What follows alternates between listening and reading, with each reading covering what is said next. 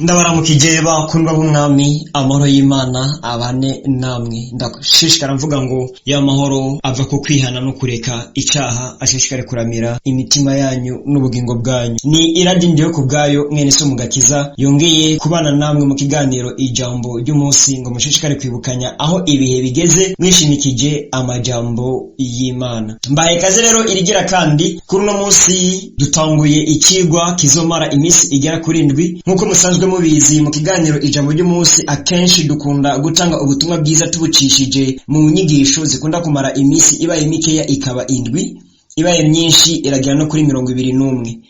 Muri kino gihe rero tugiye kwiga ikigwa kizomara iminsi igera kuri 7, twibukanye aho ibihe bigeze, tunatahuzanye imigabo n'imigambi Satani afita kuri buri muntu wese bivanye n'umwanya arimwo. None rero kumbure ni inyigisho benshi muzoronkamwo kitari gitoya kizobagirira ikimazi kinini cyane. Ni inyigisho benshi muzotahuzwamwo kumbure ibyo mwari mukenye n'ibyo mwari mukeneye kugira ngo mutahure umwanya murimwo n'ico mukwiriye gukora.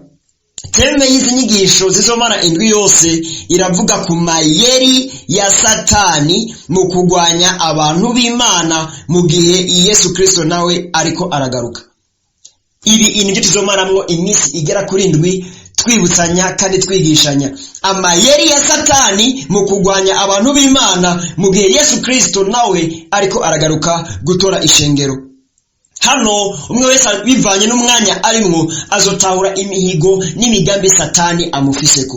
Nkunda kuvuga ngo abantu turi benshi cyane, mugabo nkabagabura mu mice igera kuri 3.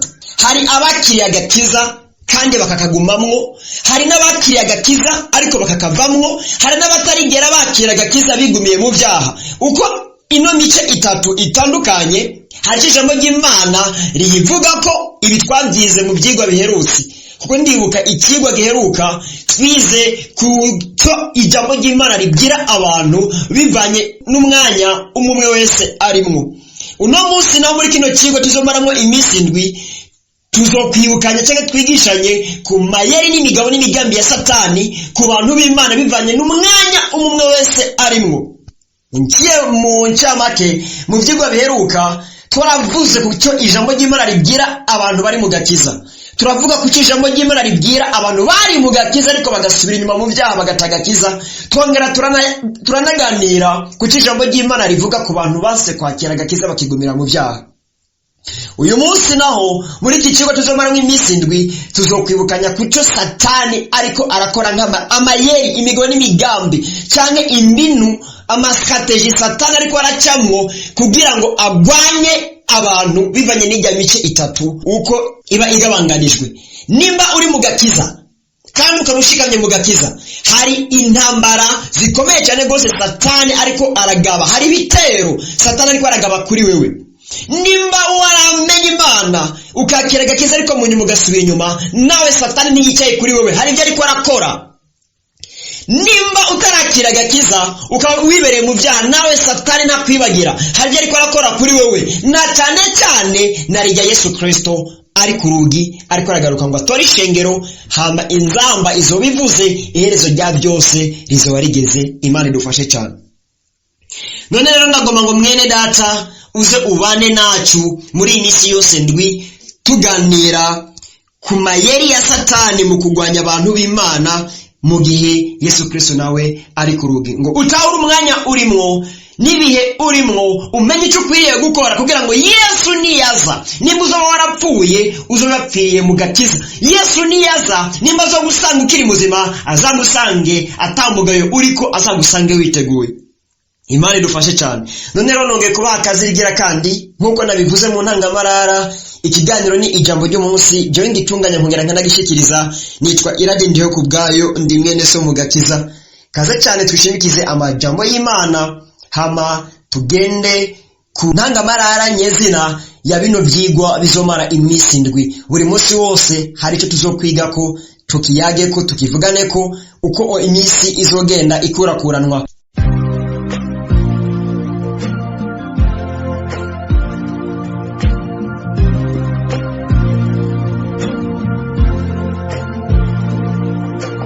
Turasoma amajambo y'Imana dusanga mu butumwa bwiza bwa Yesu Kristo uko bwanditswe na Luka igice cya 12 imirongo ya 35 tugeze kuri 48. Tongere dusome icyete cya kabiri Petero yandikiye ishengero igice cya 3 umurongo wa 11 tugeze kuri 14. Turasoma twihuse cyane hama tuyage ku ntangamarara nyezina ya kino kigo kizomara iminsi igera kuri 7 gutyo dusenge Imana. Indazamajambo iravuga ngo tube maso turorere databuja 3:5 kugeza kuri 48.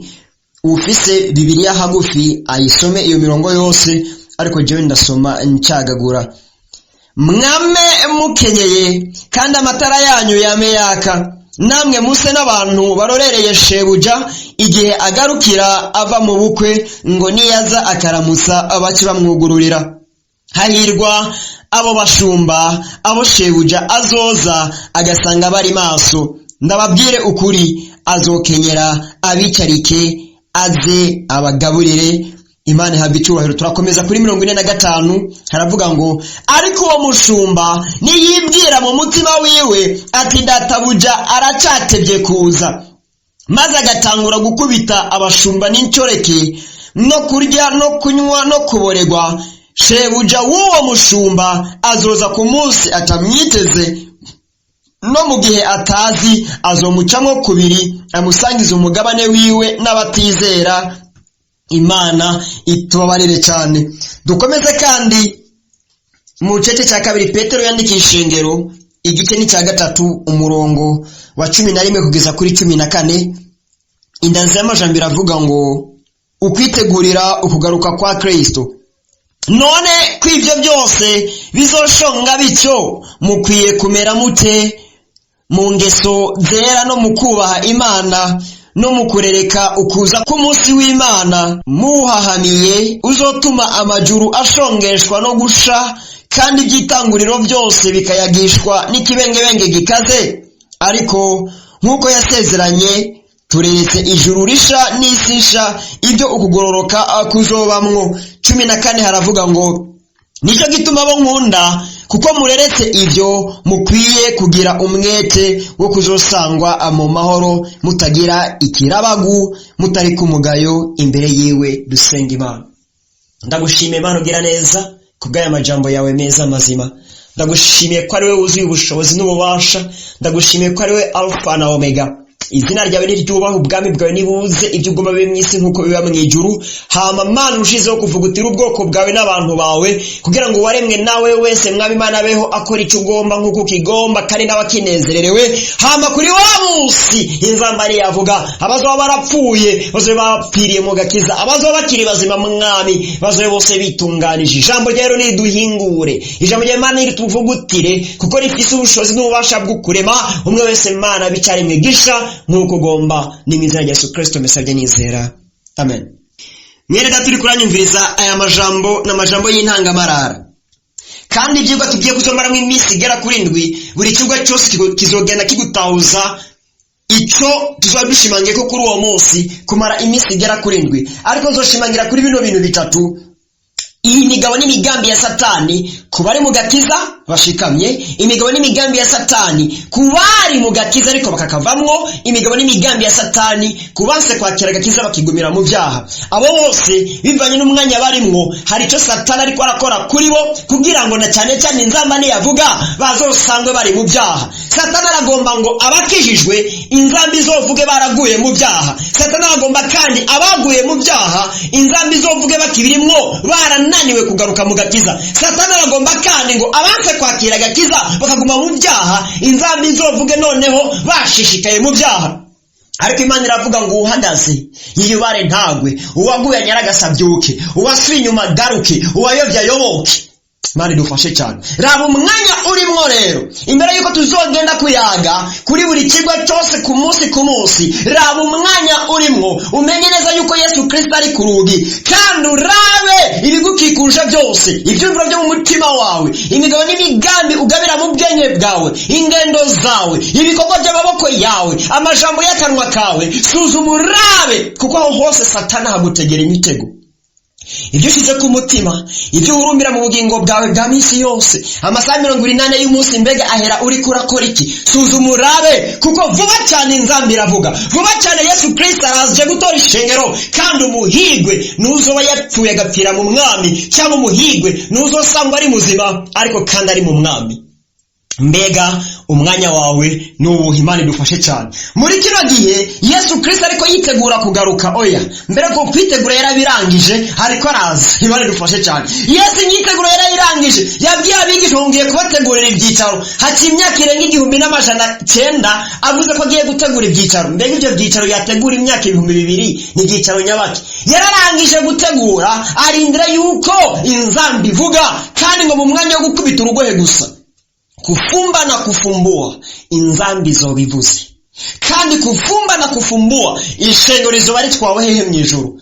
Abanyabyaha bazosigara mw'isi bajumarare. Si ngombwa yuko uzoba umuhombe kandi wari waramenye Imana, si ngombwa ko uzoba umuhombe kandi wari warumvise ubutumwa bwiza. Muri kano kanya nawe wo kwireguza ngo Jesse numvise, reka niri naryo raryumvise. Imana idufashe cyane. Ariko umuhigo ngo nuwumva gakora icyo ijambo ry'Imana rimubwira. Mu minsi nk'iyi, mu bihe nk'ibi, aho twebwe turi mu bihe byahanuwe, twebwe turi mu bihe by'iherezo, Petero abivuga neza ngo turi abashikwa ko n'ibihe bya nyuma, dukwiye kuba maso cyane. Niyo mpamvu yabwiye ishengero aryandike mu cyete cyo cya 2, ariko aravuga ukuntu iherezo rya byose n'iryashika, igitanguriro byose bizovaho, ibinyeganyega byose bizokorogwa, habeho gushongeshwa kw'amajuru n'isi, bishongeshwe n'ikibengebenge gikaze. Aravuga ngo nimba ibyo rero bizoba, dukwiye kuba maso cyane tukitegura kugira ngo Yesu niyaza naza dusange ko burabaga ubusembwa cyangwa umugayo, aza dusange twitunganije.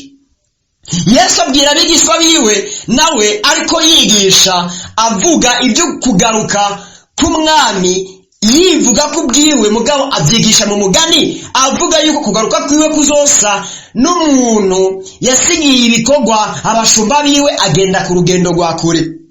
Ati umuhigwe n'umushumba shebuja azogaruka agasanga ariko akora ibikorwa yamugeze kandi akabikora neza.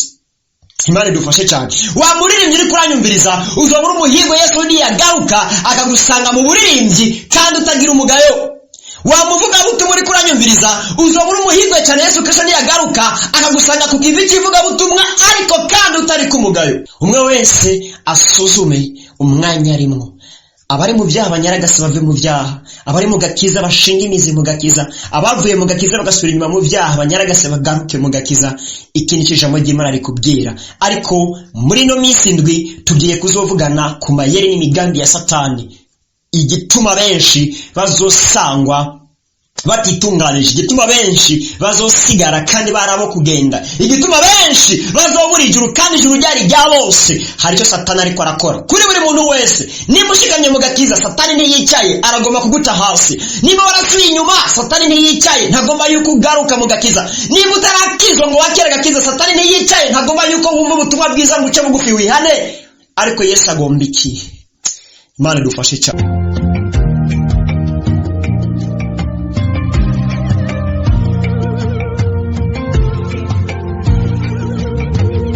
Ku munsi wa mbere tuzokwiga ku mayeri Satani ariko arakora ku bantu basanzwe bari mu byaha. Ku munsi wa kabiri tuzokwiga ku mayeri ya Satani ku bantu basanzwe bakijijwe, icyo Satani ariko arakora kuri abo.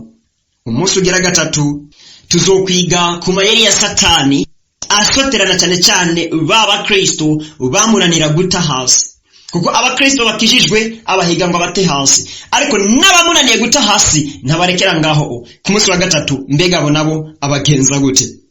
Umunsi ugira kane tuzakomeza nyene tuganira ku mayeri ya Satani ku ishengero ry'Imana, babandi bari mu rusengero, babandi bari mu bikorwa by'Imana. Satani byaramunaniye yuko abakura mu ishengero, yuko abakura mu bikorwa, babandanije n'ivuga butumwa, babandanije basenga, babandanije baririmba, byaranse yuko baheba ibyo bikorwa, naho Satani aribyo yagombye. Mugabo naho nyene ntiyaretse gukomeza abakurikirana. Mbega kuri abo akoresha yandi mayeri. Ku munsi ugira gatanu tuzoganira ku mayeri ya Satani, na cyane cyane ahiga canke ahigira abantu bari mu bikorwa vy'Imana. Kuko kenshi nkunda kubwira abantu yuko gukizwa kujana n'ibikorwa. Ego me nabwo dukizwa kubera ibikorwa, ariko turakora kubera twakijijwe, na cyane cyane kuko twakirijwe gukiza abandi. Niyo mpamvu ingabire zatanzwe n'isabagire kugira ngo umwe wese mu muhamagaro wiwe akoresha ingabire yiwe, hama abandi nabo bamenye Imana.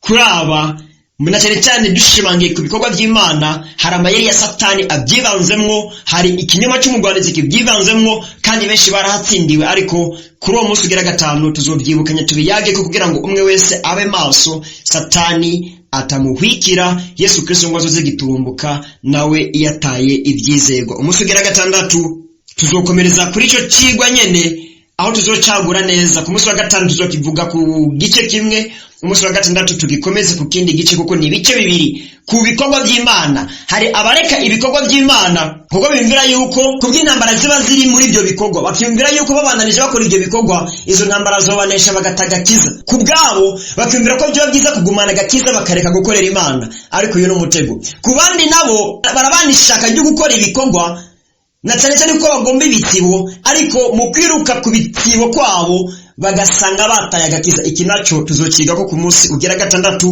kuko unaho n'umutego ukomeye cyane gose wo mugwanizi Satani. Umunsi ugira ndwi tuzokwibukanya muri rusangi ukuntu Satani yanyaza abantu ibintu bibiri bikomeye cyane gose, kandi aribyo bizigama ubugingo bw'umukristo wese: ugusenga bo n'ijambo ry'Imana.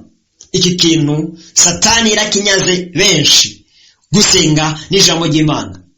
Tutahuzanye neza ikimaze bino bintu bifise n'ukuntu benshi Satani yabibanyaze abahendesheje ibitari bikeya, bibatwara umwanya, bikamara n'inkomezi. Hageze gusenga bakananirwa, hageze gusoma ijambo ry'Imana bakananirwa, kuko ibyamaze inkomezi byabaye byinshi. Uyu nawo n'umutego ukomeye cyane gose, kandi kumbure nawe ushobora kuba waragufasha. Ariko kuri uwo munsi ugira ndwi, ari nawo munsi wa nyuma urangiza zino nyigisho, tuzobyigishanya neza kandi dukomeze kubisengera ngo mpemu uhoraho Imana aze anyobore mu kwigisha, nawe azakuyobore mu gutahura, kugira ngo icyo Imana igomba muri zino nyigisho kize kiranguke mu bugingo bwa twese. Nuko rero incamake niyi, dufata akanya ko gusenga Imana, dusengera ibintu byigwa byose. Mana ugira neza, data uje rukundo, ndagushima ko ari wowe Mana y'ukuri, ibindi byose nibigirwamana. Ndagushimira ko mwijuru no mwisi atakitwa Imana kindi kiriho, n'ibyitwa Imana bindi nabyo data uje rukundo ntabwo ari Imana z'ukuri, nibigirwamana. Imana y'ukuri ni wewe, uri uhoraho, uri alfa, uri omega.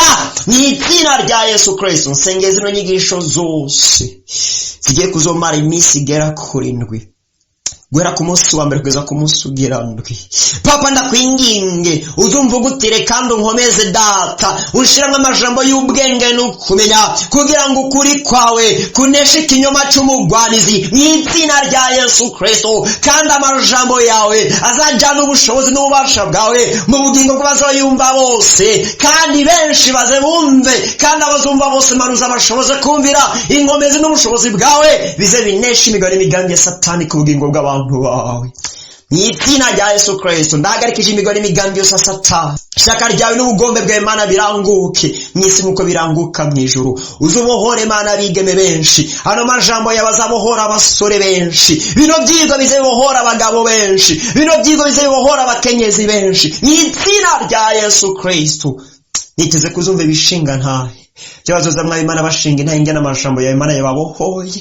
Satani aze amaramara kugwe n'isoni, abakuvuye ko baze bakugarukeko, abatarakumenya baze bace bugufi bakizwe bizere mw'izina rya Yesu Kristo. Abakumenye nabo Mana baze bashikame Mana mu gakiza, mbere banakumenyesha abandi. Urakoze ko wumvise kandi ugiye kubikora, uragaragara nk'Imana. Rero ishimwe n'icyoro bishishikare kuba ibyawe, ni mu izina rya Yesu Kristo mbisabye nizera, amen. Nuko nshuti za Kristo, iri niryo jambo ry'Imana nari mfise nsangira namwe kuri uno munsi.